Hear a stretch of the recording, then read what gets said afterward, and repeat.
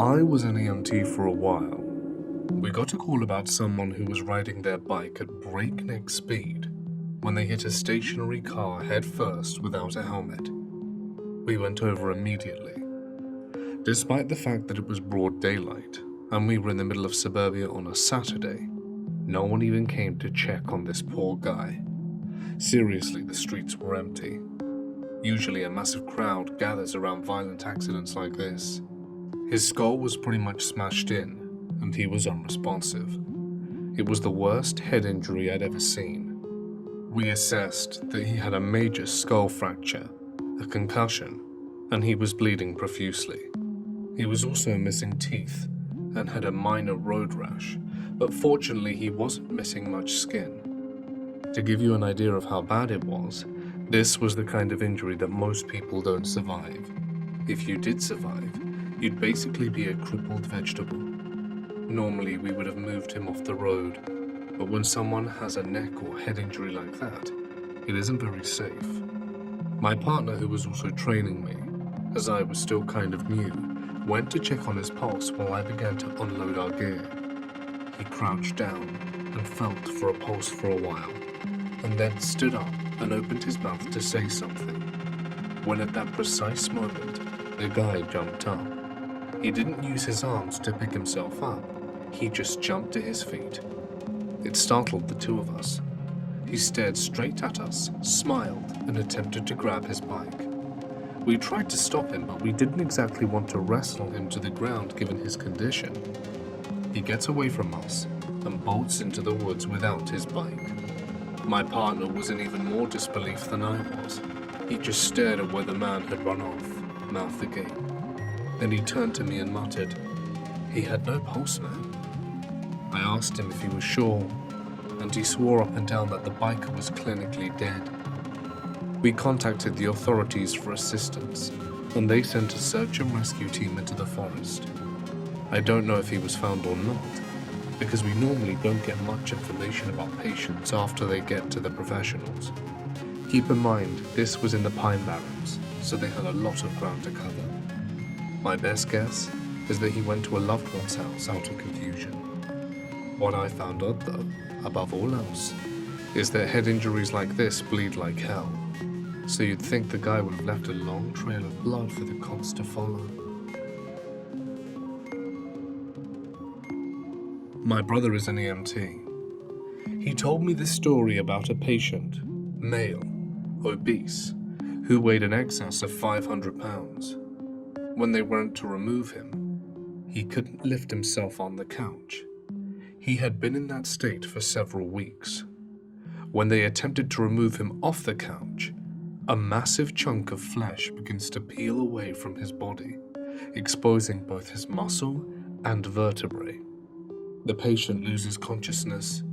Unable to remove the man from the couch without killing him, they attempt to keep him alive while he is attached to the couch. The fire department is called, and they can cut the couch away in order to get him to the hospital intact. Forward to the ER. The surgeon concluded that there would be no way to remove him from the couch in order to save his life. Attempting to do so would expose too much of his body to the outside, that if he could survive the surgery, he would not survive the infections that followed. Safe to say, he didn't make it. I also have another, shorter story. An ambulance called for a homeless man who complained of severe foot pain. Upon trying to inspect, the foot comes off, just pulls away like an apple plucked from a tree, revealing the man's lower leg bones and a horrendous infection. He would survive, but not until he had his leg amputated at mid-thigh. I'm a medic and a firefighter. I once had a call, and we were told by dispatch that they would be in the barn. Before arriving, I got a very eerie feeling as we entered this emptiness. Something just seemed off, and when we looked through the window before going in, I saw a shotgun was pointed at the door and rigged to fire if the door was opened. It turns out the caller had hung themselves in the barn before we got there. To add insult to injury, my very first call as a medic after orientation with an EMT partner, the patient tried to stab me.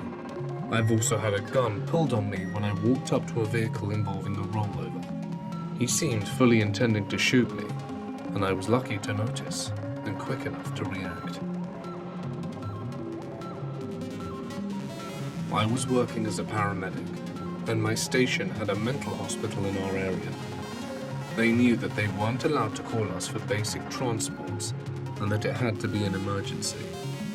We got a call there one night for a possible stroke on the 4th floor. We knew the 4th floor is where they kept people who were guilty of murder and rape, etc., and that a police officer would be with us. When we get there, the nurse has this look on her face that what we're about to walk into is something sketchy. She tells us that the lady won't stop looking to the left, her excuse for calling us and saying it was a stroke, and talking to something that she couldn't see. When we walked into the room, she's in full conversation with something outside her window. What? I cannot say. We asked her to speak to us and she got all quiet. We loaded her up, and the law enforcement officer cuffs her to the gurney. When we get out, she looks back towards the window and quickly shoots her head to the other side and said it's so cool how fast they fly. About 5 minutes from the hospital, she asks me if I'm worried that the ambulance is going to break down so that her and her flying yellow friends could rape and kill us. I said no, and she started this long laugh that I'll never forget. The law enforcement officer was as white as snow and said nothing to her. We dropped her off in the ER, came back outside and the ambulance had cut off and wouldn't start. I went back inside to ask the law enforcement officer if he had switched it off, and they said that no law enforcement officer walked inside with us. We couldn't find him, and dispatch sent a bunch of cars to look, but he was never at the hospital. They found him sitting in his cruiser back at the mental hospital, and he couldn't remember how he got there. To this day, I really think her and the officer saw something. I am a first responder. This happened around 2 years ago when we got a call for a woman who fell down and hit her head. The cops beat us there and began speaking with the woman. My partner and I arrived and began looking at her head. She tells me that she takes medication, but is unsure which type. So she tells me to go to her bathroom and check her medicine cabinet for the pills she takes. When I get to the staircase to head upstairs, immediately I hear a gunshot. I look to the right of me, and there are shot marks. I look up, and the guy who was upstairs just randomly shot down at me. The cops did not hesitate to take him out. They didn't even fire a shot. After the attempt on my life, the guy was pretty peaceful. It was definitely attempted murder while trying to do my job.